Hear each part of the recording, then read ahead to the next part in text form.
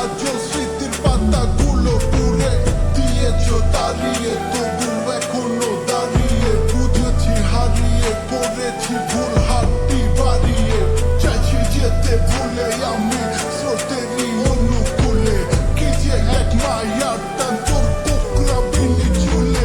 যদি কোনো এক রাত চারপাশে তারা দেখে আমার মুক্তি তোমার সুখে ভেসে ওঠে, আমার অশ্রুগুলো আজ তোমায় কাঁদায়, আমার লেখা কবিতা তোমায় হাসা, তবে প্রিয় তোমার তুমি